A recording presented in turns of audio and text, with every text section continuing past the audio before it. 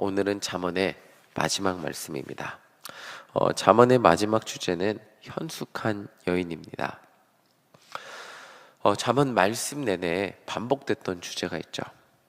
어제도 등장했던 주제인데 그 주제는 음녀를 조심하라 라는 것이었습니다.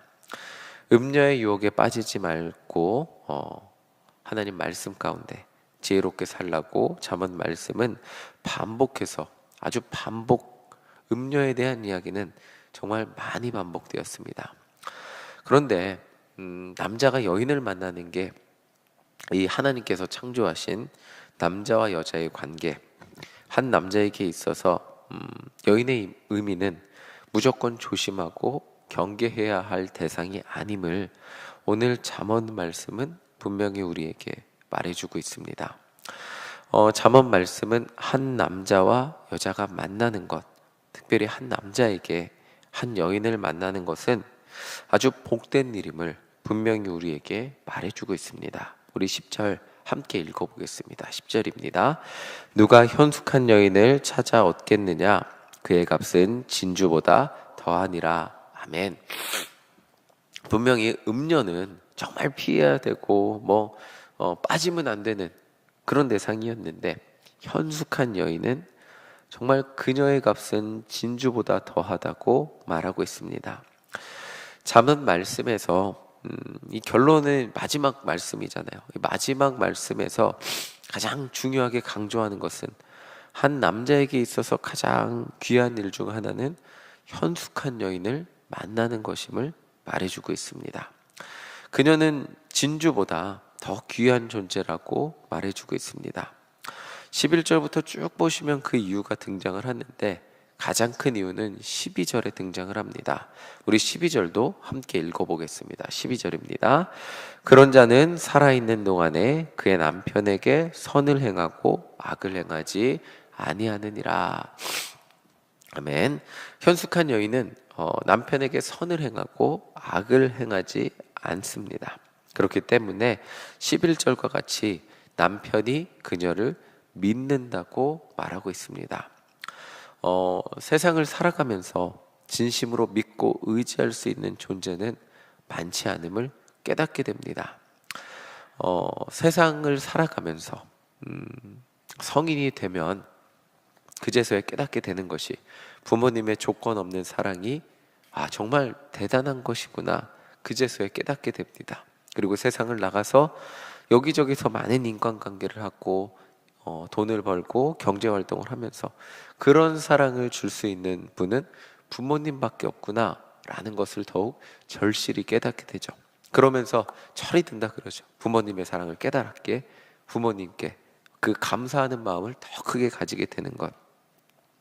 살아가면서 평생 동안 변함없이 나를 위해 정말 항상 기도해주고 사랑을 베풀어 줄 수 있는 존재는 부모님밖에 없을 거라는, 그 부모님밖에 없다는 것을 깨닫게 되었을 때 정말 우리 인생이 외로움을 느끼게 됩니다. 그런데 현숙한 여인의 존재는 우리 삶 가운데 항상 변함없는 사랑으로 그런 존재가 되어주고 선을 행하는 존재가 되어주고 믿음을 주는 동반자로서 함께 살아가게 된다는 것입니다. 그러니까 그녀의 존재가 한 사람에게 큰 복이 되는 거죠. 그녀의 존재가 한 남편에게 큰 엄청난 복이 되는 거죠. 세상을 살아가며 진정으로 믿을 만한 존재가 없는 그 인생 가운데 가장 믿을 만한 존재가 되어준다는 것, 그것만으로 정말 큰 복이 된다는 것입니다. 그런데 그 밑에 이제 오늘 말씀 쭉 보시면 13절부터 이 여인은 정말 대단한 여인이다 싶을 정도의 모습을 쭉 보여주고 있습니다. 13절부터 보시면 부지런히 일하고 양식을 가져오고 또 가져온 음식을 나누어주고 밭을 살펴보고 포도원을 일구고 그렇게 가정을 잠까지 줄여가면서 정말 그 밤에까지 가정을 함께 책임지는 그런 삶을 살아갑니다. 또한 그것으로 끝나는 것이 아니라 곤고한 자를 살피고 궁핍한 자를 돕고 가족에게 따뜻한 옷을 입히고 남편을 장로들과 함께 성문에 앉을 수 있도록 존경받을 수 있는 사람이 되도록 세워주는 완벽한 여인, 이런 여인이 현숙한 여인이라고 말하고 있습니다. 대단한 여인이죠. 정말 대단한 여인입니다. 이런 여인과 함께 사는 남편은 가정을 위해 아무것도 하지 않아도 가정이 정말 온전히 세워질 것 같은 엄청난 여인, 이런 여인의 모습을 말해주고 있습니다. 그래서 그녀의 가족과 남편은 그녀에게 이렇게 말을 해요. 28절, 29절 우리 함께 읽어보겠습니다. 28절, 29절입니다. 그의 자식들은 일어나 감사하며 그의 남편은 칭찬하기를 덕행 있는 여자가 많으나 그대는 모든 여자보다 뛰어나다 하느니라. 아멘. 온 가족이 현숙한 여인을 향해 감사하고 칭찬해요. 그리고 세상에 있는 수많은 여인들 중에 가장 뛰어난 여인이라고 가족에게 인정받는 삶을 사는 여인, 그런 여인의 삶이 현숙한 여인이라고 말하고 있습니다. 세상 모든 사람들에게 인정받는 것보다 가족에게 인정받는 것이 더 어렵다는 것을 깨닫게 됩니다. 집에서는 제가 사회적으로 보여주는 모습, 목사로서 보여주는 모습, 그런 모습들이 무장이 해제가 되고 내 평소에 가장 포장되지 않는 말의 습관, 그 모습, 행동들이 가족들에게 그대로 드러나기 때문입니다. 그러나 현숙한 여인은 그녀의 가족을 향한 헌신과 섬김에 감사하고 칭찬받는 그녀의 삶이 가족들에게 존중받는 삶이 되었다는 것을 오늘 잠언 말씀은 우리에게 말해주고 있습니다. 그렇기 때문에 한 남자에게 그리고 한 가정에게 가장 큰 축복은 현숙한 여인을 만나는 것임을 오늘 잠언 말씀은 우리에게 말해주고 있습니다. 자, 이제 잠언 말씀은 마지막으로 현숙한 여인으로 살아갈 수 있는 비결을 우리에게 말해주고 있습니다. 우리 30절 함께 읽겠습니다. 30절 함께 읽겠습니다. 고운 것도 거짓되고 아름다운 것도 헛되나 오직 여호와를 경외하는 여자는 칭찬을 받을 것이라. 아멘. 여기 보시면 30절 앞에 재미있는 말이 나와요. 고운 것도 거짓되고 아름다운 것도 헛되대요. 네. 고운 것, 아름다운 것, 정말 남성들이 추구하는 것이잖아요. 그러나 이런 것들은 헛되나 여호와를 경외하는, 그 여인의, 현숙한 여인의 가장 큰 조건은 여호와를 경외하는 것임을 오늘 잠언 말씀 계속해서 반복했던 것처럼 역시 마지막에도 여호와를 경외하는 여인이 현숙한 여인임을 말해주고 있습니다.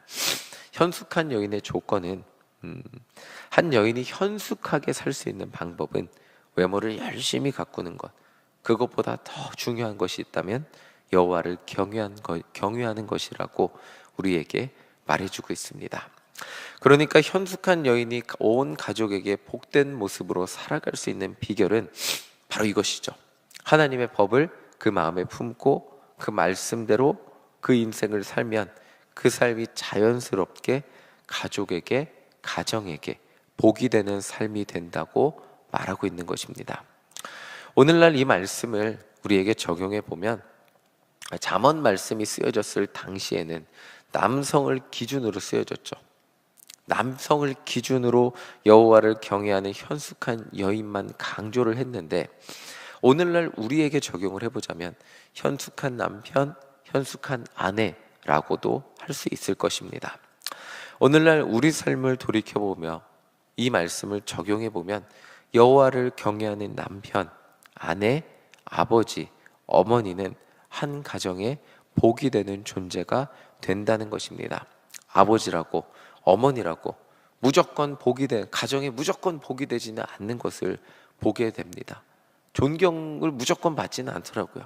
그러나 우리가 여호와의 말씀을 주야로 묵상하고 그 말씀대로 살아간다면 너무나 당연하게 가정을 세우는 삶을 살아가게 될 것이고 우리의 배우자와 자녀를 섬기는 삶을 살아가게 된다는 것입니다. 또한 우리에게 있어서 정말 그 가정의 끼니를 걱정하지 않고 더 나아가 곤고한 자와 연약한 자를 돕는 그런 가정을 섬기는 아름다운 그런 가정의 모습으로 살아가게 된다는 것이죠. 이렇게 생각하실 수도 있을 것 같습니다. 정말 나는 우리 가정, 이제 내 삶을 되돌아보니 연약한 모습도 많았고 아쉬운 모습도 많았고 나의 삶을 되돌아보니 하나님을 믿는 것만으로는 충분하지 않았던 것 같기도 합니다. 더 자녀를 경제적으로 풍요롭게, 뭔가 더 자녀를 더 다르게 챙겨줬어야 되는데 하나님을 믿는 것으로만 충분하지 않은 것 같기도 합니다 라는 생각이 드실 수도 있는데, 제가 청년부를 하면서 보는 생각은, 많은 청년들이, 그 청년들의 부모님들이 교회를 다녀요. 이 청년들이 교회에서 주일날 아침 1부 예배부터 교사를 하고 점심을 먹고 청년부를 하고 또 오후에 소그룹 활동을 하고 5시 이쯤에 집에 갑니다. 이 청년들이 세상에 즐거운 것이 많을 텐데 주일에는 하루 종일 교회에 와서 시간을 보내고 있습니다. 어떻게 이런 일이 가능할까? 제가 잘해서가 아니라 가장 첫 번째 이유는 이 청년들의 부모님이 그런 삶을 살고 있기 때문입니다. 그저 이 청년들이 교회에 와서 하루 종일 그 교회를 왔는데 그 청년들이 어려서부터 그렇게 살았더라고요. 기본적으로 이 청년들은 하루 종일 교회에 계시는 부모님과 하루 종일 교회에 있던 것이 당연했던 청년들입니다. 이 청년들이 자라면서 보고 배운 것은 주일에 하루 종일 교회에 계시는 부모님들의 삶이었죠. 여호와를 경외하는 삶, 그 삶 어떻게 보면 자녀들에게 다른 부모님들은 자녀들을 더 비싼 과외를 시키고 학원을 보내고 더 좋은 경제적으로 윤택하고 풍요로운 무언 혜택을 주는 것, 그런 삶을 주는 부모님들의 삶이 분명히 충분히 있었겠죠. 그런데 우리는 여호와를 경외하며 하나님과 함께 자녀를 길러냈습니다. 때로는 그 삶은 어떻게 보면 우리에게 큰 의미가 없어 보인 아쉬움의 삶인 것 같이 느껴질 때도 있습니다. 우리의 수고와 헌신의 의미를 찾지 못한 그런 순간도 있습니다. 그러나 분명한 것은 그 삶이 우리의 가정을 어느새 우리도 모르게 우리의 가정을 하나님 말씀대로 우리의 가정을 세워왔고 우리의 배우자를 세워왔고 우리의 자녀를 세워왔습니다. 오늘이라는 하나님이 주신 축복의 시간, 하나님이 우리에게 오늘도 주셨습니다.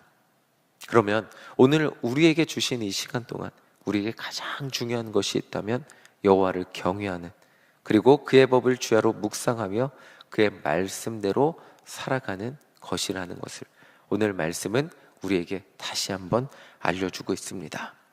좌로나 우로나 치우치지 않고 하나님 말씀대로 살아가는 우리 모두가 되시기를 간절히 소망합니다. 하루하루 별것 아닌 것 같은 선택 가운데 하나님의 말씀을 선택할 때 그 선택이 우리 삶을 세우고 우리 가정을 세워가는 능력이 된다는 것을, 시간이 흘러 먼 훗날 여호와를 경외하는 삶이, 우리 부모님은, 우리 자녀들이 우리를 기억할 때 어떤 모습으로 기억을 할까요? 우리 부모님은 하나님이 가장 첫 번째였어. 여호와를 경외하는 것이 가장 우선이었어. 주일에 하나님을 예배하고 주님 앞에 나가는 것이 가장 첫 번째였어 라고 기억되는 그런 복된 삶, 그런 삶이 우리의 삶이 되시기를 간절히 소망합니다. 그런 삶으로 기억될 때 우리의 삶이 정말 자녀들이 우리를 닮지 않는 것 같아도 어느새 우리도 모르게 자녀들이 하나님 안에서 하나님과 함께 동행하는 삶을 살아가게 될 것입니다. 그러나 그것이 우리의 마음대로 되지 않기에 오늘 하루도 함께 기도하기를 간절히 소망합니다. 성령님, 우리의 말과 행동, 오늘 하루의 삶이 여호와를 경외하는 삶이 되게 하여 주시옵소서. 또한 우리의 자녀들 또한 우리의 모습과 같이 여호와를 경외하는 자녀들로 세워가게 하여 주시고 우리의 가정의 중심이 예수 그리스도가 되게 하여 주시옵소서. 그렇게 고백하며 가정을 믿음 가운데 세워가는 우리 모두가 되시기를 간절히 소망합니다. 아멘.